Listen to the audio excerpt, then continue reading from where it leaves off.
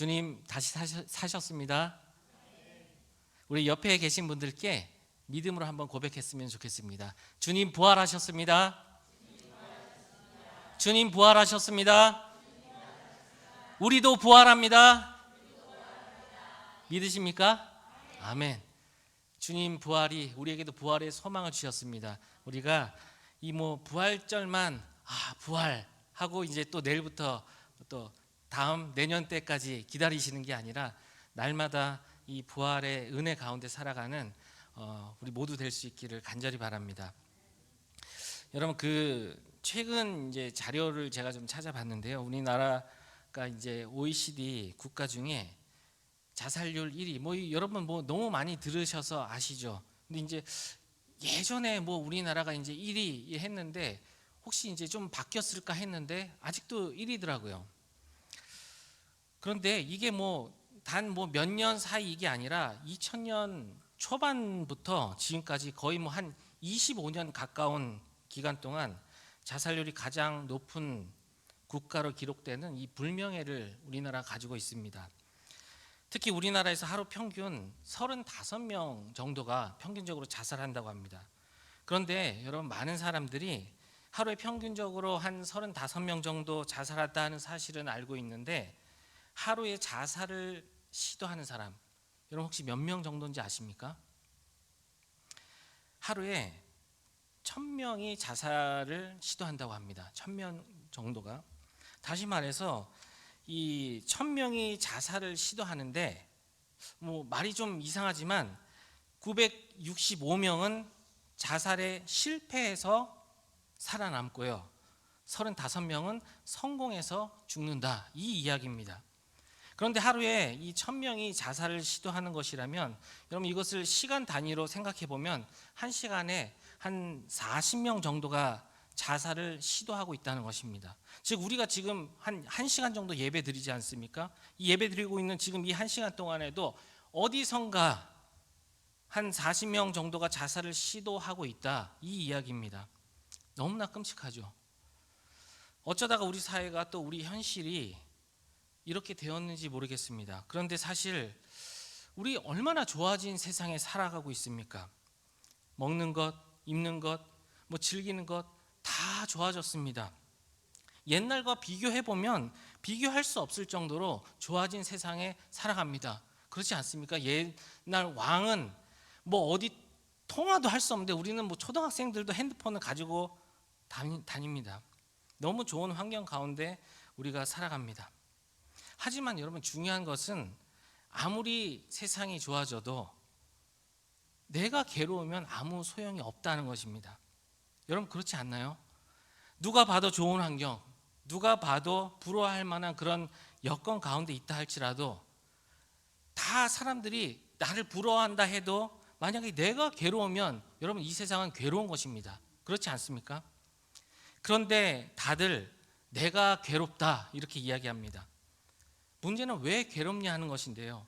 우리는 일반적으로 당연히 환경이 좋지 않기 때문에 여건이 좋지 않기 때문에 괴롭다 이렇게 생각하고 말합니다. 하지만 우리가 좀 다시 한번 깊이 생각해 볼 부분이 있습니다. 여러분 정말 그러면 좋은 환경, 좋은 여건 가운데 있는 사람은 모두가 행복하고 그렇지 않은 환경 가운데 있는 사람들은 항상 불행 가운데 불행을 호소하면서 그렇게 살아가고 있습니까? 절대 그렇지 않습니다. 실제로 누가 봐도 남부럽지 않은 환경 가운데 있으면서도 고통과 괴로움을 호소하는 사람이 얼마나 많이 있는지 모릅니다. 반면에 누가 봐도 그냥 한숨만 나오는 그런 환경 가운데 살아가는 사람임에도 불구하고 감사를 고백하는 사람 사실 우리 주변에 얼마나 많이 있습니까? 여러분 이것이 무엇을 지금 이야기하는 것입니까? 내가 행복하냐 괴롭냐 하는 것은 환경도 여건도 분명히 중요할 수 있습니다. 하지만 더 중요한 것은 우리 마음이라고 하는 것이죠. 즉 행복과 불행은 우리 마음 가운데 달려 있습니다. 그래서 마음이 즐거운 사람은 모든 것이 그냥 즐겁게 보입니다. 그런데 마음이 슬픈 사람은 그냥 뭘 봐도 슬프게 보이는 것이죠. 예를 들어서 새가 지저귀고 있습니다. 그런데 마음이 기쁘고 즐거운 사람은 특히 연애를 지금 딱 시작한 그런 사람들은 막 그거 보면서 뭐라고 이야기하나요? 새가 아름답게 노래를 부른다, 막 이렇게 표현하지 않습니까? 하지만 마음이 슬픈 사람은 저 새가 울고 있네, 이렇게 표현합니다. 그런데 여러분, 새는 노래 부르는 것도 아니고 울고 있는 것도 아니고 그냥 지저귀고 있는 겁니다. 다시 말해서 내 마음의 처지에 따라서 노래로 들릴 수도 있고 우는 것으로 들릴 수도 있는 것입니다. 이렇듯 모든 것은 마음에 달려 있습니다. 특히 이 마음의 문제는 신앙의 문제까지 나갑니다. 여러분, 어떤 마음으로 여러분은 신앙생활을 하고 계십니까?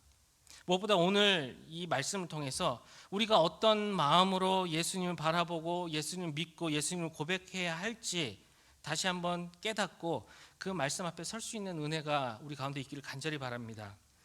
이 오늘 본문을 보면 예수님께서 이 베드로, 요한, 야고보 세 제자를 데리고 높은 산으로 가셨는데요, 거기서 변화된 주님의 모습을 보여주셨습니다.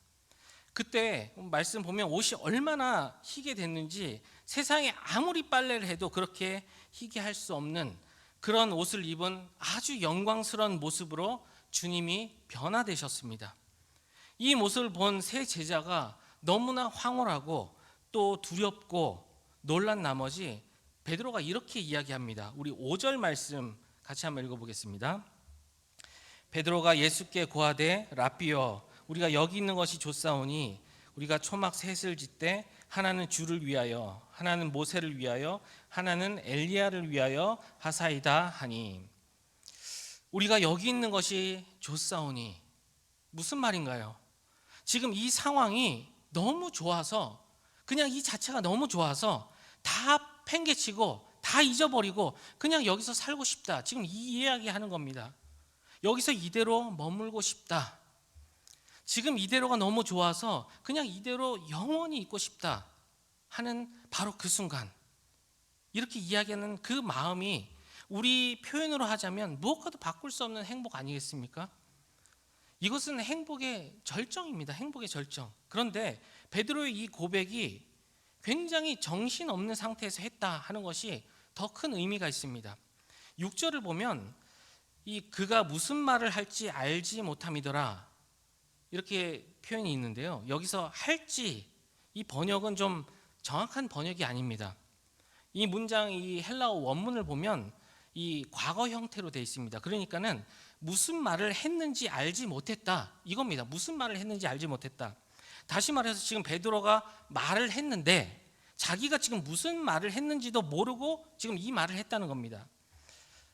그 심리학자의 말에 의하면 사람들이 의식을 가지고 하는 말 속에는 거짓이 섞여 있을 수 있지만 그러나 정신없이 하는 말 속에는 거짓이 섞이지 않는다, 이런 말을 합니다. 그 말이 진짜라는 것이죠. 그러니까 베드로가 지금 말을 해놓고도 무슨 말을 했는지 모른다, 바로 지금 진짜를 이야기하고 있다는 겁니다. 뭔가 막 생각하고 뭐 자로 재고 이래서 이야기하는 게 아니라 그냥 아무 생각 없이 자기 속에 있는 정말 진짜를 지금 이야기하고 있다 하는 것입니다. 베드로가 그만큼 행복했다는 것이죠.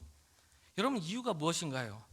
이 서두에 제가 좋은 환경, 좋은 여건 가운데 있는 사람은 모두가 행복합니까?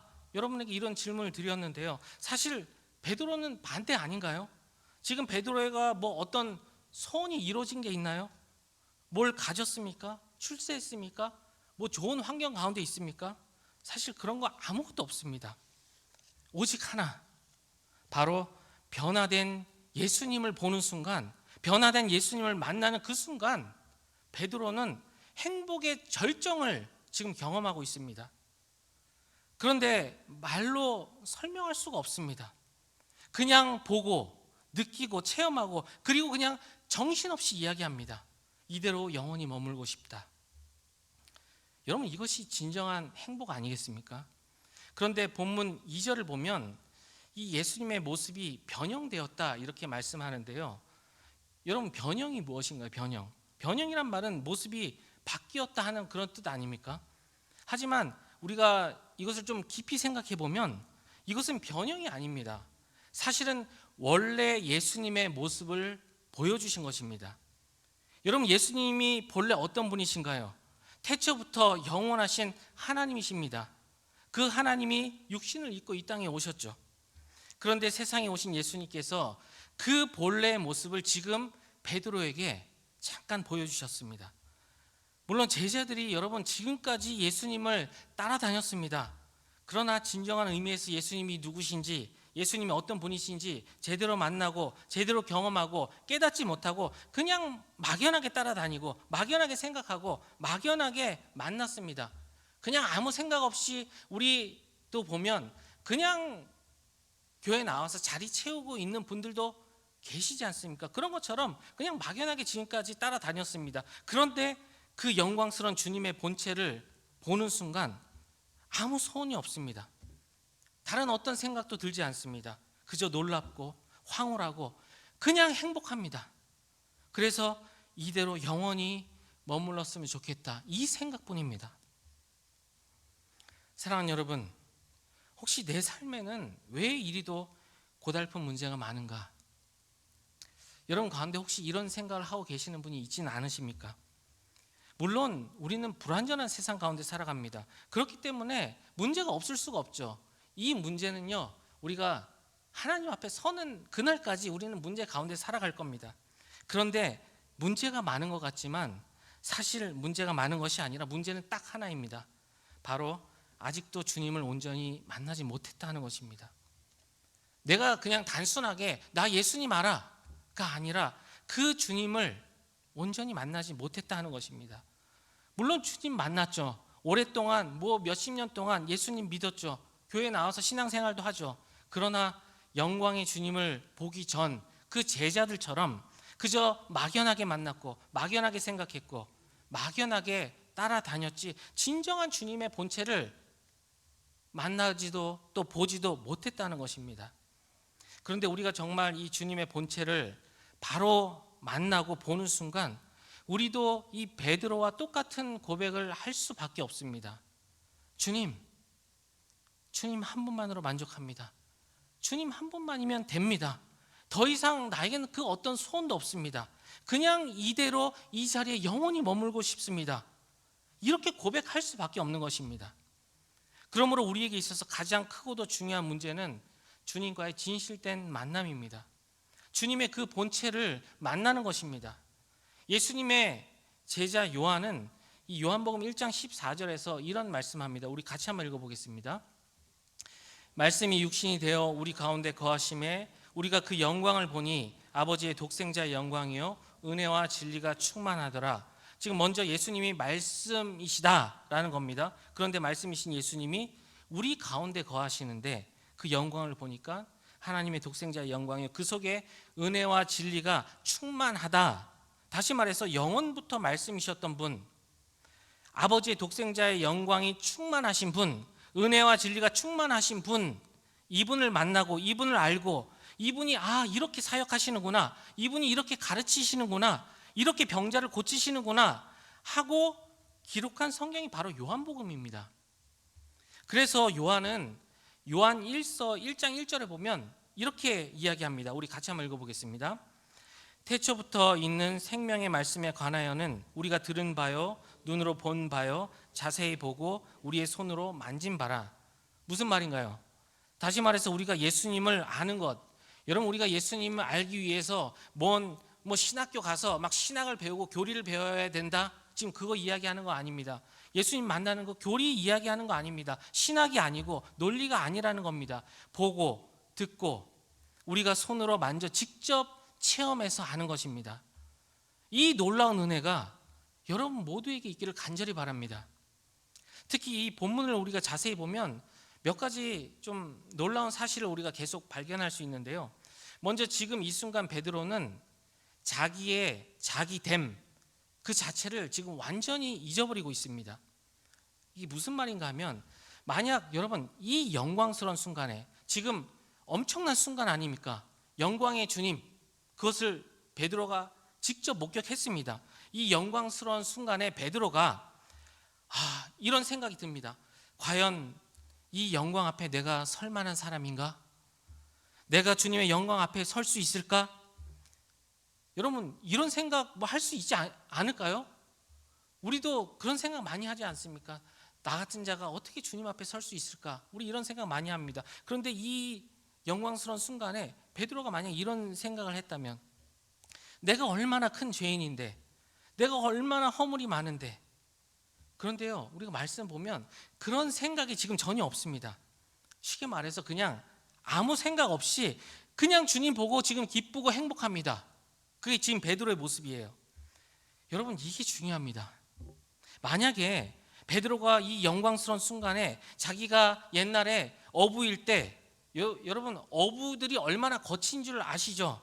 그때 막 싸움질하고 욕하고 나쁜 짓 했던 거, 그것이 생각났다 하면 어떻게 되겠습니까? 그 자리에 서 있기도 힘들겠죠.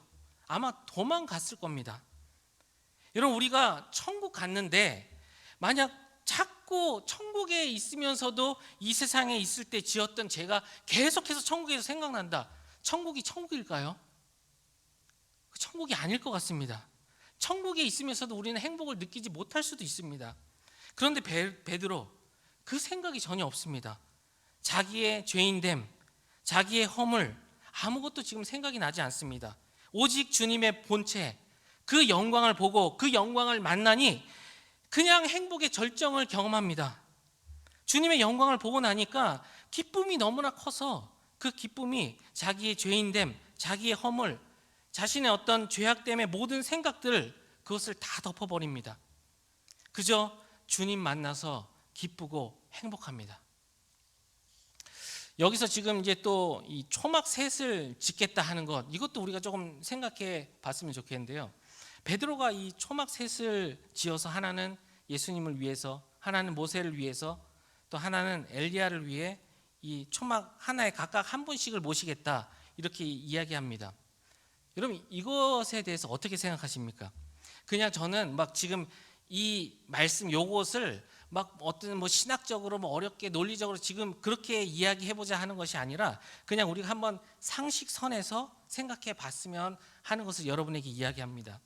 여러분, 뭐 예수님 당시에도 엄청나게 좋은 집 있었겠죠. 뭐 성들도 있었습니다. 그러면 이 영광의 주님을 만났습니다.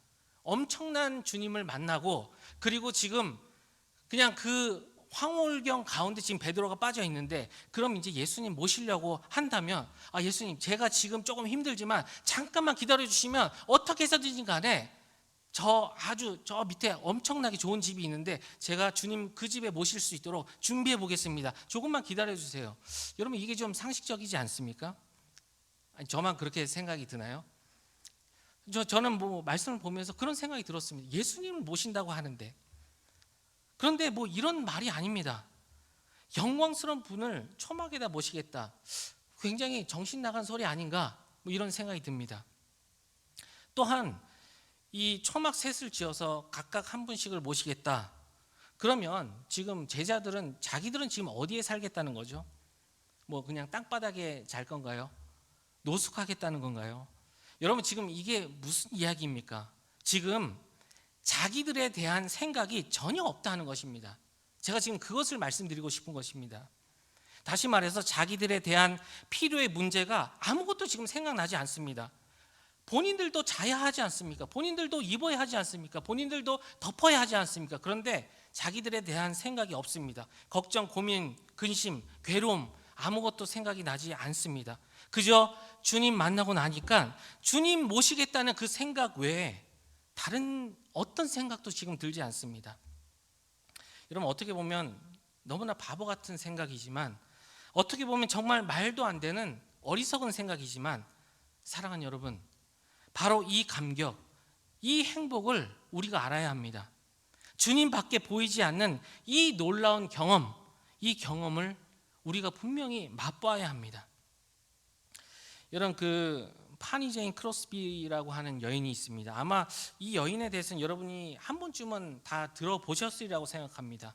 태어난 지 6개월 만에 시각 장애인이 됐습니다. 아무것도 보지 못합니다. 평생을 어둠 속에 살아갑니다. 그런데 30세가 될 때 이 교회에서 진행되었던 집회에서 이 여인이 예수님을 만나게 됩니다. 영안이 열리고, 물론 앞이 보이지 않는 여인입니다. 근데 이 영안이 열립니다. 그리고 참 살아계신 예수님을 보았고 만나는 은혜가 이 여인에게 임했습니다. 예수님의 본체, 그 영광을 실제로 경험하고 체험했습니다. 그 영광을 체험한 후 그녀는 이런 찬송을 작사했습니다.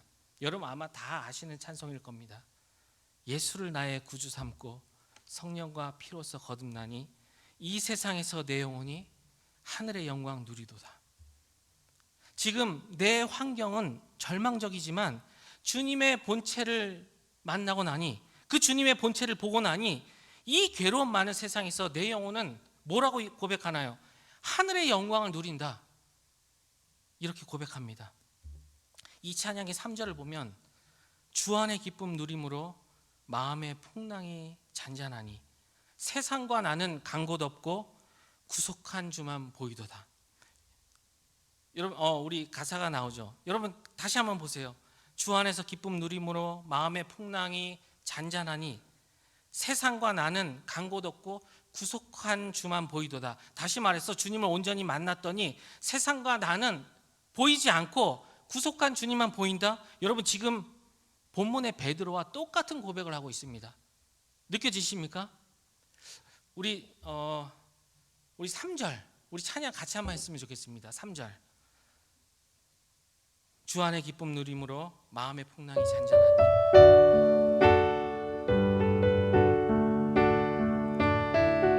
잘 가사를 한번 묵상하면서 우리 3절 합니다. 주 안의 기쁨 누림으로 마음의 풍랑이 잔잔하니 세상과 나는 간 곳 없고 구속한 주만. 우리 다시 한번 주 안의 기쁨 누림으로 주 안의 기쁨 누림으로 마음의 풍랑이 잔잔하니 세상과 나는 간 곳 없고 구속한 주만 보이도다. 이것이 나의 간증이요 이것이 나의 찬송일세. 나 사는 동안 끊임없이 구주를 찬송하리로다. 아멘. 여러분 이것이 바로 영광의 주님을 만난 자의 고백입니다. 그래서 이것이 나의 간증이요 이것이 나의 찬송입니다 라고 지금 노래를 부르고 있는 것입니다. 사도 바울 잘 알지 않습니까? 유대인 중에 바리새인으로 인정받던 자입니다. 상당한 위치에 있던 자입니다. 당시 가장 명예로웠던 로마 시민권도 가지고 있던 자입니다. 가말리의 문화에서 최고의 학문을 공부했던 모든 것을 갖췄던 사람입니다. 그런 그가 주님의 본체를 온전히 만났습니다. 그리고 그가 완전히 변했죠. 전에 자랑하던 모든 것을 주님을 위해서라면 그냥 아까워하지도 않고 다 버렸습니다. 배설물처럼 여겼습니다. 뿐만 아니라 주님을 위해 고난받았습니다. 매맞았습니다. 감옥에 갇혔습니다. 헐벗었습니다. 굶주렸습니다. 여러분 사실 바울은 어떤 의미에서 예수님 만난 것 때문에 세상 모든 것을 잃어버린 사람이 바울입니다. 그러나 그는 주님 때문에 성경에 나오는 그 누구보다도 행복했던 사람이 바울입니다. 이유는 단 하나입니다. 바로 주님을 제대로 만났기 때문입니다. 주님을 온전히 만났고 그 주님을 놓지 않았기 때문이었습니다. 마지막으로 좀 제 개인적인 이야기를 잠시 나누고 말씀을 좀 마무리하고자 합니다. 제 이모 가운데 한 분이 몇 년 전에 이제 돌아가셨습니다. 그렇게 이제 뭐 나이가 뭐 많아서 돌아가신 건 아니고요. 나이도 많지 않으셨는데 암으로 엄청난 고통 가운데 계시다가 돌아가셨습니다. 온몸에 암이 전이가 됐고요. 그리고 뭐 마지막에는 이 식도가 그냥 너무 좁아져서 그 어떤 음식도 삼킬 수가 없습니다. 그래서 이 식도에 스텐으로 된 기계를 강제로 막 끼워서 이걸 넓혔습니다. 그 통증이 약간 느낌이 오십니까? 뭐 그런 별의별 걸 다 했는데도 뭐 아무것도 이제 효과는 없었습니다. 그냥 이것저것 다 해봤습니다. 돌아가시기 전에 굉장히 좀 고통스러운 가운데 계시다가 돌아가셨는데요. 돌아가시기 전에 제가 이제 병원에 몇 번 방문했었습니다. 근데 제가 갈 때마다 지금 이제 그 뭐 완전히 그냥 먹지도 못하니까 그냥 완전히 해골처럼 돼 있는 이모가 그냥 웃으면서 제 손을 잡으면서 항상 저에게 하셨던 말씀이 있습니다. 이모가 주와 너를 위해서 기도하고 있다.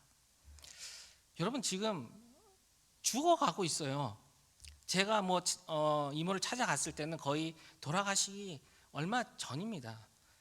죽어가고 있는 사람이 지금 만약에 뭐라도 기도해야 한다면 여러분 뭐 기도해야 하겠습니까? 하나님 좀 살려주세요. 뭐 이런 기도해야 하지 않겠습니까? 이모가 정말 평생을 정말 교회를 위해서 헌신하셨던 분입니다. 내가 지금까지 이렇게 헌신하면서 있었는데 왜 나에게 이렇게 힘듦을 주십니까? 좀 이거 좀 없애주세요. 어떻게 해결해 주세요. 살려주세요. 여러분 뭐 이런 기도를 해야 맞지 않습니까? 그런데 그 기도가 아니라 조카가 주의 길을 가고 있다고 죽어간 사람이 오히려 웃으면서 저 보면서 하나님께 기도해 주셨습니다. 여러분 어떻게 이런 기도가 가능할까요? 바로 참 살아계신 주님을 만나고 그분의 영광을 본 사람만이 그 기도를 할 수 있습니다.